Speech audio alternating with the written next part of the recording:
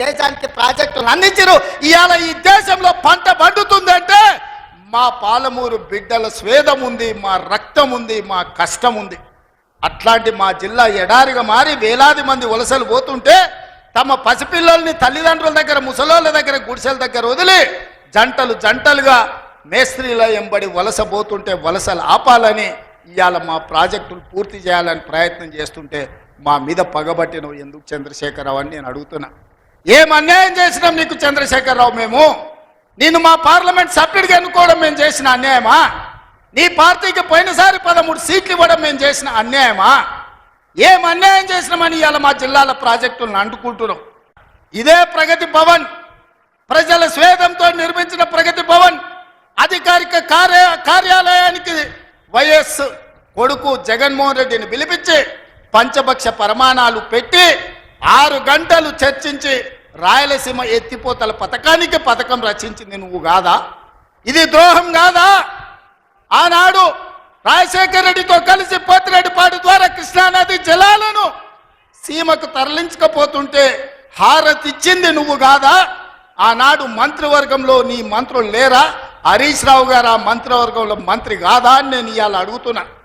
అదే కాదు, జగన్మోహన్ రెడ్డి గారు ముఖ్యమంత్రి ఉన్నప్పుడు ఏ నీళ్ల కోసం తెలంగాణ రాష్ట్రం తెచ్చుకున్నామో, ఏ నీళ్ల కోసం శ్రీకాంతాచారి లాంటి యువకులు, నూనూగు మిసాల యువకులు ఆత్మ బలిదానాలు చేసుకున్నారు, ఆ బలిదానాలతో సాధించుకున్న తెలంగాణలో కృష్ణానది జలాలు రంగారెడ్డి, మహబూబ్ నగర్, అదేవిధంగా నల్గొండ, ఖమ్మం జిల్లాలకు ప్రాజెక్టులకు, భూములకు పారాల్సిన నీళ్లు రాయలసీమ జిల్లాలకు తరలించకపోతుంటే రాయలసీమ లిఫ్ట్ ఇరిగేషన్, అదేవిధంగా ముచ్చుమర్రి లిఫ్ట్ ఇరిగేషన్ నిర్మించుకుంటుంటే ఒక్క రోజైనా నువ్వు అడ్డుకున్నావా?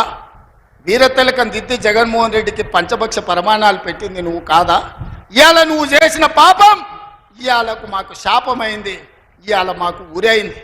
ఇవాళ తొందరలోనే రాయలసీమ లిఫ్ట్ ఇరిగేషన్ పూర్తి అయితే రోజుకు 10 టీఎంసీలు, రోజుకు 10 టీఎంసీలు అంటే ఒక్క నెల రోజులు మన కళ్ళు మూసుకుంటే 300 టీఎంసీలు శ్రీశైలం మొత్తం తరలించకపోవడానికి, మలుపుకపోవడానికి ఇవాళ పునాదులు వేస్తే ఆంధ్రప్రదేశ్ ప్రభుత్వం వీర తిలకం దిద్ది కాంట్రాక్టర్ దగ్గర కమిషన్ల కోసం కక్కుర్తిపడ్డది నువ్వు కాదా చంద్రశేఖరరావు? ఆనాడు సాగునీటి పారుదల శాఖ మంత్రి హరీష్ రావు కాదా అని నేను అడుగుతున్నా. 5 ఏళ్ళు హరీష్ రావు సాగునీటి పారుదల శాఖ మంత్రి, 5 ఏళ్ళు చంద్రశేఖరరావు గారు సాగునీటి పారుదల శాఖ మంత్రి. మరి నేను ఇవాళ అడుగుతున్నా, పాలమూరు అక్కడనే ఉంది, కల్వకుర్తి అక్కడనే ఉంది, భీమా ఎండిపోయింది, కోయిల్ సాగర్ ఆరిపోయింది, ఈ రోజు ఆర్డీఎస్ అట్లనే ఉండిపోయింది. మా ప్రాజెక్టులు ఎందుకు పూర్తి చేయలే? మా పాలమూరు కష్టాలు ఎందుకు తీరవలేదని నేను అడుగుతున్నా. ఈ నీళ్లు మాకు నాగరికతను ఎందుకు తేలే? ఈ నీళ్లు మాకు పసిడి పంటలు ఎందుకు తీయలే? ఈ నీళ్లు మాకెందుకు కన్నీళ్లు మిగిలిచ్చినాయని నేను అడుగుతున్నా. ఈ నీళ్లు మా భూములు ఎడారుగా మారడానికి, ఈ నీళ్లు మా ప్రజలు వేలాదిగా వలసలు పోవడానికే పనికొచ్చినాయి తప్ప మా జీవితాల వెలుగులు వచ్చినాయని నేను అడుగుతున్నా. ఈ పాపం నీది కాదా చంద్రశేఖరరావు? ఈ పాపం నీదే కదా? 10 ఏళ్ళు వచ్చిన తెలంగాణ రాష్ట్రంలో 2 లక్షల కోట్ల రూపాయలు సాగునీటి ప్రాజెక్టుల కోసం ఖర్చు పెట్టినావు కదా. 1,00,000 కోట్లు కాళేశ్వరం కట్టినావు, 1,00,000 కోట్లల్లా 1,000 కోట్లు మింగినావు. కట్టిన కాళేశ్వరం కుప్పగూలిపోయింది. ఇంతకంటే దిక్కుమాలిన ప్రాజెక్ట్ ఇంకెక్కడైనా ఉంటుందా అని నేను చంద్రశేఖరరావుని అడుగుతున్నా.